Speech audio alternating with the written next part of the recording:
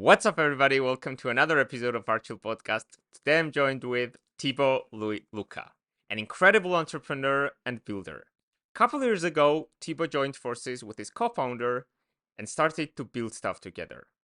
They did this crazy thing and launched new project every week. After shipping more than 10 products, eventually one took off and got acquired for $10 million. Personally, I'm an active user of Taplio, that exact startup with an incredible exit story, and that's why I'm super excited about this episode. And now, without further ado, here it is, my conversation with Tibo, co-founder of TweetHunter and Taplio. Enjoy. Tibo, can we go to the very, very beginning? I mean, where you started your entrepreneurial activities, okay? Let's don't talk first about Taplio and TweetHunter. Let's talk about kind of the first activities you did in entrepreneurship. But that was like 10 years ago, I think. Just right after my studies, I started working on this startup called Pistache. The, the idea was to help kids to do the daily chores, like brush your teeth, clean up your room, stuff like that. But the thing is, we worked on something like we don't really understand the pain here. Like we didn't have kids at the time, and so and I think we were like brainwashed by this idea of building the next Facebook, and we failed. Like we never got any revenue. Like we got some, but just not enough. Yeah, probably you watched some social network movie and it also kind of triggered that. Exactly. Like Yeah. Okay, so that's pretty cool. And now I think like the most important and interesting story is that the moment you kind of joined your forces with your co-founder Tom, right, and you started to build things like very quickly, getting feedback like very fast, fail fast and grow, or things like that. So can we talk about that phase, like before you got to TweetHunter? I mean, you can speak in details as well there, like as much as yeah, you want. the thing is we built this first startup with Tom together, and I think we needed like 2 years to realize that we were failing. It's such a waste of time, and I did it again like a second time.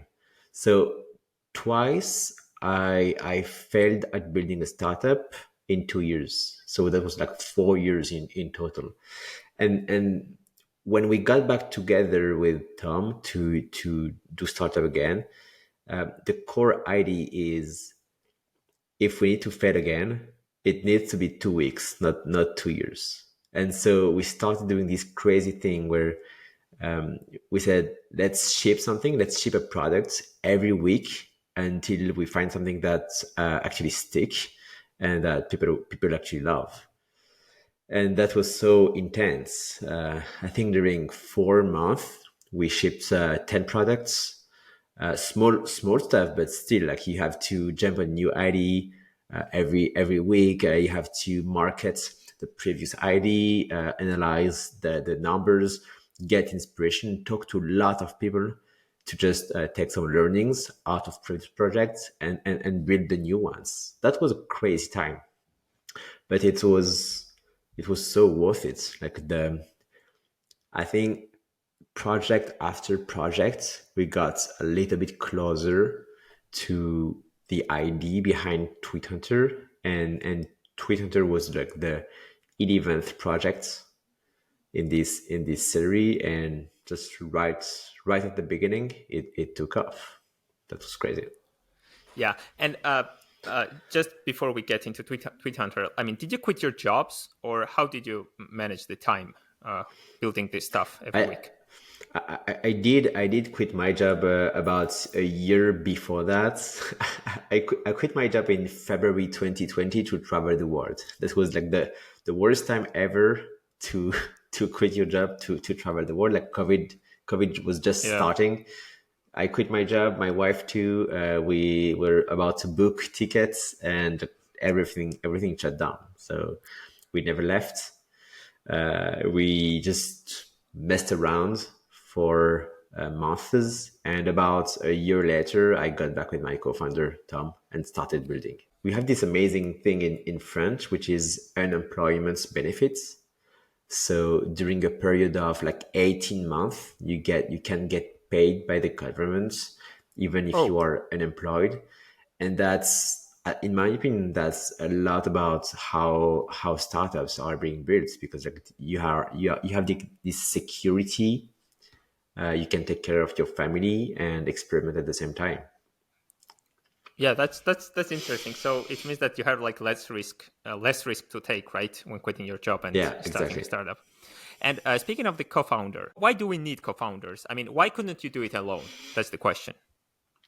I know that I could not do it alone, but it's like I'm pretty sure there are tons of people that can do things alone. Yeah, It's you like can speak about your experience. Yeah. we're not all the same, but it's just in my case, I know that I'm the kind of person. I'm basically I'm just about going fast and shipping, and sometimes it's good. Sometimes I need someone to hold me back and tell me this is not good enough. We need to spend a few more days on that. We need to fix this and this, and then it's going to be much better. And Tom was exactly this person. We were kind of thinking the same way, but he was making every single one of my idea a little bit better, and it was working the same in the other way too. We were like he's a great marketer. I was a pretty good builder, and so together I think we it was like best combo ever. And what about the? I've heard the story that you took like one very general problem, and then you tried to build like kind of small this solution products every week to kind of solve that big problem. Was it like that?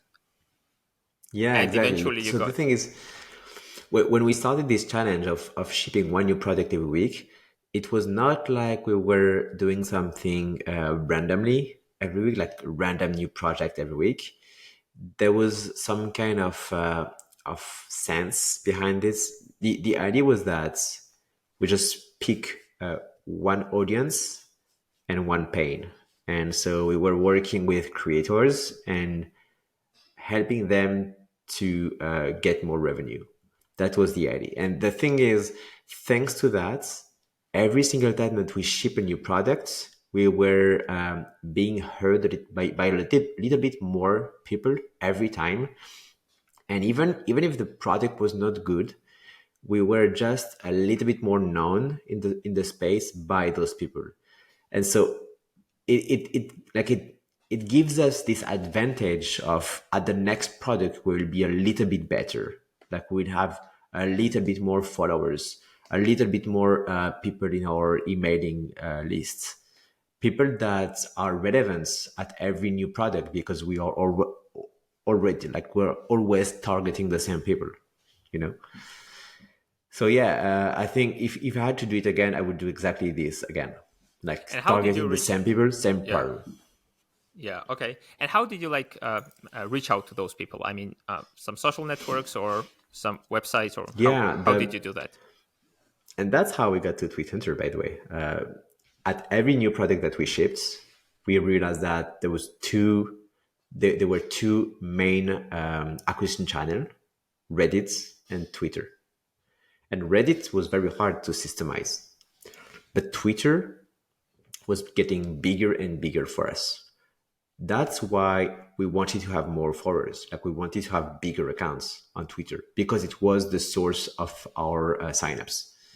And so we were experiencing this pain of how do I grow a Twitter account. I was actually trying to go viral. Like I was trying to find good tweets to do, and that's how Tweet Hunter is born. Like the very core idea is find old viral tweets that are talking about the same topics as I do. And I built this engine that does that. And thanks to this engine, we were able to build this wall of viral tweets. And just by looking at this wall, you get inspired. Like you make connections between ideas. You get so many ideas, and so in my case, it's like it makes me write twice, three times, or even like 10 times faster when I'm writing tweets. And so it was working for me. And that's what was super different compared to every single product and startups that I did before, is that I built something for myself. So I was an expert about the pain that I was trying to solve. And I think that's how I got the product to be super good. Yeah, I can totally agree that this post inspiration, I'm using like Taplio, like Tweet Hunter for LinkedIn, and it really works.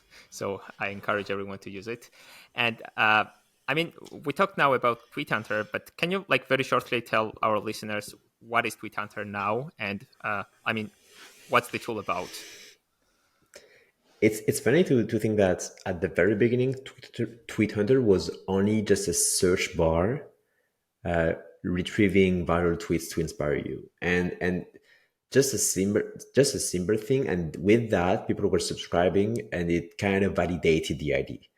And right now, Tweet Hunter is so different. Like, it's a full suite of of Twitter tools that would help you grow your accounts. It's like scheduling, retrieving people who engage with your content, analytics, inspiration, collection, like building collection to then inspire you. Like, everything you can think of related to Twitter, we have built it. Yeah, and I think I read one of your posts where you mentioned that at some point you partnered with influencers, right? Uh, am I right? To grow Yeah, the product. Can you share that story as well? that's I think that was one of the key things that we did for Twitter. When we did that, we were, I think, below 2K in monthly revenue, and we partnered up with a Twitter influencer called GK Molina. It was not that big at the time, like I think 35K followers or 40. But he was very good at converting people. Like, he was good at human psychology and very good at copywriting. And so we worked together and we did this crazy Twitter launch on September. I think it was like 4 months after the first subscriber. And just this launch got us from 3K in monthly revenue to like 20K in 3 weeks. It was just explosion of signups and subscribers. It worked so well. Then just after that, we were thinking that the growth would slow down a little bit and maybe decrease just like a month after the launch because of the churn. And it didn't happen. And we grew consistently 20% month over month, and got so big. Yeah. So basically, this guy was what's his name? Or what was his name? GK Molina. GK Molina. So basically, he was tweeting about Tweet Hunter, right? He was doing more Spreading. than that. Like, we would, he got up to 25% of the product. We gave him equity. So it was not something that we have done to just someone tweeting about the product. Yeah. We created this deal with the idea that he would be the CMO of the product, and he pretty much endorsed this role. Like, he was organizing campaigns, organizing the referral program, recruiting referrals, affiliates. Yeah, so he was doing a lot. I think in the long term, we could have questioned this partnership, but that's why I think we sold like a year after Twitter was born, and pretty happy that we did that. Yeah. We'll speak about that later, definitely. And there is another story which I think is super interesting and kind of demonstrates this kind of crisis management or something. So I think I heard that there was some issue with Twitter APIs, right, at some point. And as you were using Twitter APIs, you had to kind of deal with that situation, right? Because the whole product depended on that. So can you tell us about that as well? Yeah, that was a bit crazy, but I think Elon Musk bought Twitter, and something like 6 to 9 months after that, they announced that the Twitter API that we were using was going to go from free to 42k per month, which is crazy for us. Like tons of we were the lucky one because we could afford that, but tons of Twitter tools could not and would just be shut down. But they did it in a crazy way. Like they announced that 30 days from now, the API was going to be paid this price. And they said that developers like us would have 30 days to transition to this new pricing. And the crazy thing is, like right away, we just filled the form and say, yeah, we won't pay. And nothing happened. And 3 days later, not 30, but 3 days later, our API access got shut down. Like we couldn't do anything. Like people couldn't sign up. People couldn't send tweets. Most of the things that you were supposed to do on Twitter was shut down. And it started this crazy thing that we were not alone. Like many people got in the same situation like us. Everyone was trying to find someone at Twitter to get help. But the thing is, 80% of the staff there got fired. So it was so hard. Like it was like I remember having to talk every day to every guy building Twitter tools, asking, "Hey, did you find someone there that can help us?" No, me neither. It was this every day, and I have no idea why. But our main competitor got super lucky and found a way to just enter the process and got into this new premium API. And so they were marketing hard this that they were the good guys because they have jumped on this and we were not, and that every one of our users could transition to their products. It was so hard, like navigating this mess and knowing that your competitor is trying to steal your subscribers. So hard. But eventually we found someone to talk to there. And I think after being down for 2 days, we got into the process, starting paying these amounts and got our API back. And was it kind of the hardest moment in Tweet Hunter lifetime, or there were some tougher ones? I think it was, yes. Like we had sold already, like the company was already sold. So definitely at this time we were thinking like we were so right about selling, like definitely so right. But still, like only half of our earnouts amounts had been paid. So we were thinking that we would totally lose the remaining part of the earnouts. Yeah, and now, like to talk a bit about, I think I forgot to ask this question in the beginning. So, what about the technical side? I mean, did you and Tom were like on the team before the acquisition, or there were some other employees as well, or how did you manage the process? I think when we got acquired, we had like two other developers in the team, and one guy in the marketing side doing some newsletters. Just that. Yep. Okay. And so now we talked about Tweet Hunter, right? And how long? But by the way, how long were you building Tweet Hunter when you tried to start Taplio? I mean, how long was Tweet Hunter running? It's funny because like I think I started working on Tapio just 3 months after Twitter was born. Like I just can't help. I want to work on new products, and that was right before the Twitter launch of Tweethunter. And this launch got so crazy that I stopped all developments on Taplio and we focused on Tweethunter for like 6 months. We did only Tweethunter every day. And so I had Tapio somewhere in my mind. It was kind of built already, And 6 months after this big launch, I got back to work on Taplio, and we were so right to do so. Like, because just to give you an idea, like right now, even if Taplio was released almost a year after Twitter, right now Taplio is making 2.5 times more than Twitter. Just because I think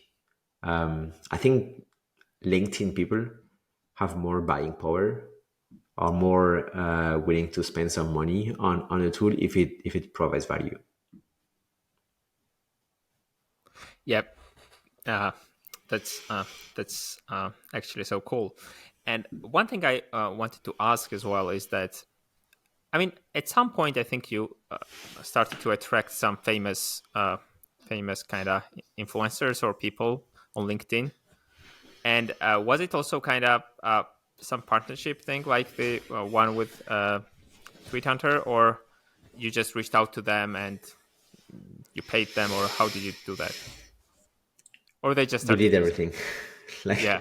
everything. Like we have people that were just mentioning our products on their own without scanning anything. Doing that, we were paying some people to promote the products. Some people were coming to us asking for it for that. Some other we were the one asking. We did a mix of many things. Basically, we were trying to experiment a lot, and we realized that paying influencers on Twitter and LinkedIn is worth it by a lot. Yeah. And why do we have this Taplio and Tweet Hunter as a separate tools, by the way? I'm also curious. It comes to like from two things. The first one is Tweet Hunter is born as a Twitter specific product, and that's in a space where pretty much all the products out there were trying to support every social media, and that might be good when you are a brand, but when you are a solo creator, you have to focus on one thing and do only that. And so you want the tool that will work on your social media and that will be the best for that.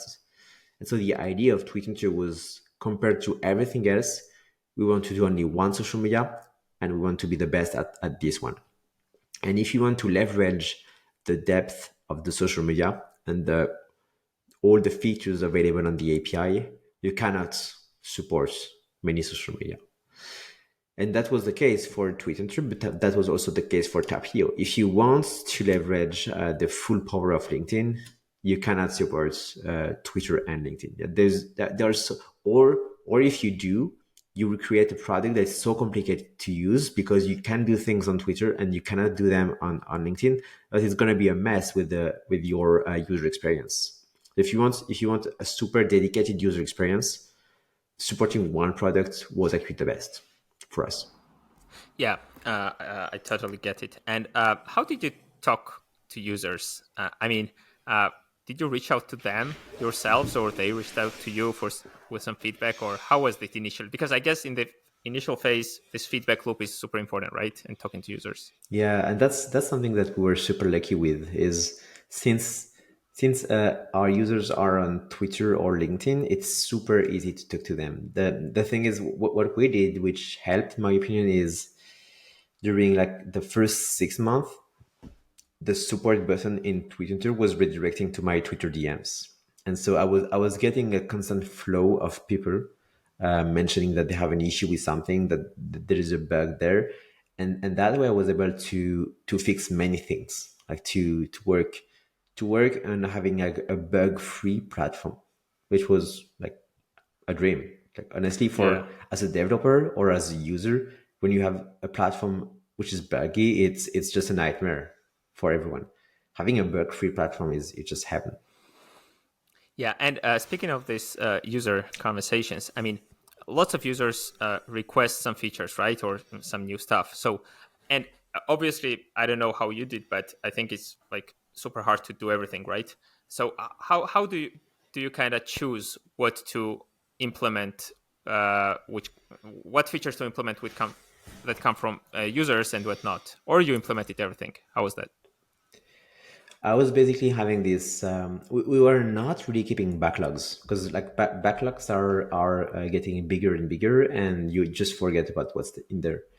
What we were doing is basically, if I was hearing something more than once, if like two or three people, if someone was bringing a new ID, a feature request, and I already had it in my mind, it was there. I know that a few people have asked for that. I was just bringing it because just two people requiring something was the signal that it would be interesting. No more complicated than this. Yeah, that sounds awesome. And what about the kind of, did you bootstrapped it, right? You didn't have any investments Yep. or something. And how did that work? I mean, didn't you need any extra stuff, or Why would you need money for? I don't know.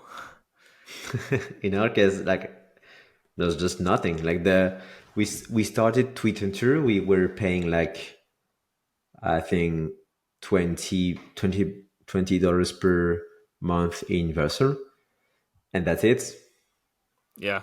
Like the Twitter API at the time was free. We're just fetching tweets. We were using Next.js and Firebase. Firebase is free for a long time. That's it. So like the thing is, we didn't need any money. Yeah, that's kind of a very good reminder to people kind of who think that they need like a lot of money in the beginning. Uh, and what about the kind of time, your time management? I mean, you have family, you have probably some other stuff to do as well. So was it like 100% of your time uh, doing this, or like how did you manage that? So it's a good question because at the not at the very beginning, but soon after, I left France for Thailand and then Indonesia, and so I was nomading a little bit with my family, and so time management was an issue because there was so many things like jet lag, getting kids to school, finding the school, finding a nanny because we were in a new country. So yeah, it's an issue. What we've done with my co-founder is we've always worked in an asynchronous way, like no meeting, nothing planned, nothing scheduled, only written conversation on Slack. And so that way I just can work when I can. And I know that I need my 3 hours slot in the morning, like from 9 to noon. That's the time where I am super productive and I can ship great things. But then in the afternoon, I know that I'm just less productive and I can just play with kids and do other things. Yeah. Yeah, and now I want to kind of talk a bit about the exit and the acquisition. And did you have like any clear indicators that you needed to exit Taplio now, or just happened? So how was that? No, we didn't. But the thing, when we started, the plan was to build something, bring it to 10K monthly revenue, sell it for 1 million, and start over. That was the plan. And so it didn't really work like that. But because that was the plan, we had this idea of selling from the very beginning. And so we started looking for a buyer less than a year after the initial launch. So yes, we could have not sold, and honestly, until the last moment, we're not sure about that. But the thing is, we were working on something that was so risky, like we had so much platform risk, and we were right. We were right to be scared. Like we almost got killed like a few months after the acquisition. So it was just a safe move. Like when we saw we didn't have that much money from the product, and it was just a way to just get some money out of that. Yeah, and there's another very interesting story. There's this picture of you and this Lempire CEO, right? The childhood picture, which you mentioned that I guess you responded to some tweet of him, and that's how the conversation about acquisition started. Can you share that? Yeah, but that happened like a year before. Like when I just saw a tweet from Guillaume, and I just reached out to him. And at the time, I think Tweet Hunter was not even born. So we just got back. We just met again and had lunch like a few times before everything started. I was so impressed about what he was doing with Lemlist. I just wanted to hang out, and we did that a few times. And so when we were thinking about setting, I just reached out again, and he was actually very interested. Like because Guillaume had grow his entire product with LinkedIn, like with his personal brand, he was super interested in working on Taplio, and he was so right. Like the thing is, he acquired the product. It was making less than 2 million per year, and right now it's making more than 8 million per year. So just 4 times more revenue in less than 2 years. So I think he's gonna get his money back quite soon. Yeah, and basically, as a user of Taplio myself, I kind of was looking this was observing this progress right throughout the last year, and lots of new features, some gamification elements came in. So I mean, lots of new stuff happened with the after acquisition. And can you kind of share what were like the main things which Lempire and Lemlist brought to the table in terms of Taplio growth? They helped a little bit with cold outreach. They have many relations with big LinkedIn influencers. They know a bit about AI process, so we did a few integration with them. It pretty much consolidated everything that we had already, and so just together it was just easier. The thing is, it was good to have someone to talk to about our issue and just get help from time to time. And what was awesome is that we were independent enough to be able to just continue to run the company and even do some ballsy things. Like we acquire products for more than 200K, which seems crazy, but really supported the growth. Yeah, and how was kind of your and Tom's role different before acquisition and after acquisition? I mean, were you doing exactly same things, or you just tried to do some other things as well? You mean like before compared to after? We were Yeah. doing pretty much exactly the same thing. Like Tom is the marketing guy. He's doing marketing and products. I'm more tech, so I'm building, I'm coding, and I'm also doing some product things and thinking with him. But our role before the acquisition and after didn't change at all. Like that was one of the key points with Empire. We were okay to sell, okay to stay 2 years in business, but we wanted to stay independent, not being bothered by some internal processes and stuff.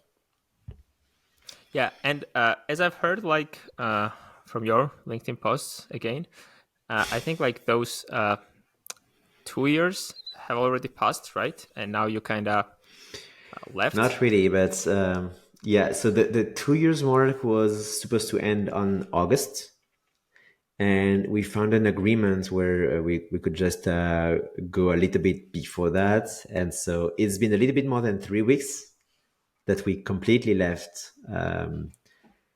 Twitter and Taplio. And And how so does it I'm now feel? working on. It's super strange, honestly, because you got like you actually you're opting out from all the tools that you are using. You're just letting the baby go, and it's there's so like there's it. I got a little bit emotional about that. It's my baby, and it's hard to just let go. Yeah, I totally get it. And what are you doing now, and what are your plans, like after this leave? So I'm pretty excited by new things. Like I've started working on new products. Actually, even before leaving Twitter and Taplio, I acquired myself a product called Typeframe, Yeah, can you which tell us is about that? a I love that. it's it's a video editor, um, web based, which is supposed to be like the easiest possible to build a product video for your next product. And it was it was super hard to work on at the very beginning. But the thing is, I realized a few months after getting it that people were using it to build TikTok videos. That was kind of a realization, because when you when if you are building your products and you want a video to explain your products, that's going to be something that you'll be doing once or twice. But if you are using Typeframe to do TikTok videos, you may want to use it daily or weekly. And so the if the usage is recurring and you start using it every day, that's just gold for me. And so I invested heavily in this pivot, like making Typeframe TikTok ready, or like dedicated to build short videos. And so what I did is I didn't want to alienate Typeframe that much. So I did what I did with Twitter and Taplio. I took Typeframe and I forked the project, and revid.ai was born. Revid is like the little brother of Typeframe, but dedicated to TikTok and building viral short videos. It's what I want to do there is pretty much the same thing as I did with Tweet I want to build the Tweet of TikTok, basically, and Revit is supposed to be that. Yeah, and you just mentioned that you just said such thing that I did same as I did with Tweet and Taplio, and so you clearly are an expert in building, like turning these things from 0 to 1, or something like that in the very beginning. And do you have some I don't know, framework, some tools to quickly validate ideas? So how's that process? How do you do this thing? I think my framework is Twitter, basically. I the way I use Twitter is in the first place to validate IDs, and that's what I did with Typeframe. And I like people told me that you need to have 100K followers for that. But the thing is, I did that at the very beginning with Twitter and my other project with just 1,000 followers and 1,080% dormant followers. So yeah, it's hard to start at the beginning, but then I think being active on social media is a huge weapon that can be used for many things. Basically, what I do is I build something, I publish about it on Twitter, and I just read. Like I just observe reactions. I just observe what people like, what generates engagements, and just I just focus on that. I double down on what people likes. That's it. So and you mentioned that you use Twitter. So for such those kind of things, Twitter is it better tool for kind of getting instant feedback rather than LinkedIn? Um, in my opinion, yes, because like you can tweet 10 times a day. It's okay. Yeah, On LinkedIn, you cannot post 10 times a day. yeah, But what that's I find very interesting with Twitter is that if if um, if you post something that is shit, or that will not resonate with anyone, it will just not get any likes, not get any engagements, and it will be forgotten soon. And so that's where you can experiment ideas. It's if you post something that doesn't resonate, it doesn't matter. It's just learning. Whereas on LinkedIn, it doesn't really work that way. yeah. And the thing which you are building right now, I mean, are you alone in that, or you have this acquired team as well of Typeframes, or how How's that Right situation? now, I'm mostly alone. I'm working with a few freelancers that help me with the product, but yeah, I'm mostly alone, and I'm also working on a second thing. I'm seeking to acquire a product, specific product. I hope to announce that soon. I don't know if you've heard about that, but I have a newsletter, Yeah, and I got this I'm email a few subscribed. weeks ago It's that Nougat, or how is it pronounced? no, it's not that. I sold this one. Ah, okay, okay, Daily yeah, Nuggets. yeah, It was like daily news, AI powered daily news. I sold yeah, that. It's just for a few bucks. What I'm yeah. talking about is my personal newsletter, Tibo, which is hosted on Beehive. And I got this email from Beehive that my subscription will be 2.5 more expensive starting from this summer.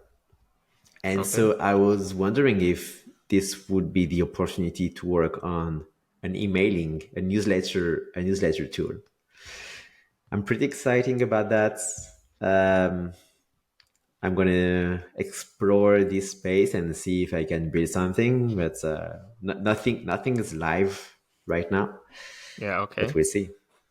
Yeah, it's truly fascinating to hear that like you notice something, and that's really is a huge opportunity, right? There will be lots of people like you who will be kind of frustrated about this pricing update. So, and one last thing I would love to ask. So, what's you mentioned that you acquired Typeframes and then tried to develop. You started 300 Taplio from the very bottom, right, from the very beginning. So, uh, is there what are the like good things in like acquiring a small project company and then developing, and what are the bad things about that?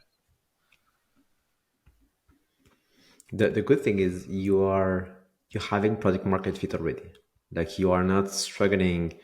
um, you're not struggling to find the product market fit. Like you know that you have something that somewhat is interesting to people. The problem with that is there's always something that you are not expecting. Like yes, you will have issues. The tech is going to be harder to maintain, or you didn't watch the churn properly, or there is something with the space that is changing that you are not that you are not aware of. So it's taking over on an existing software is hard, but at the same times you are not doing the 0 to 1, which is super hard too.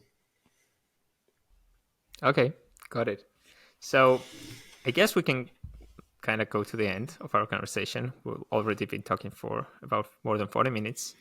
Thank you, Tibo, for first of all, thank you for making me start being active on LinkedIn, because the first time I heard about Taplio, that's when I started to create content there, and I'm super happy about that. And that's kind of truly amazing that you created Taplio.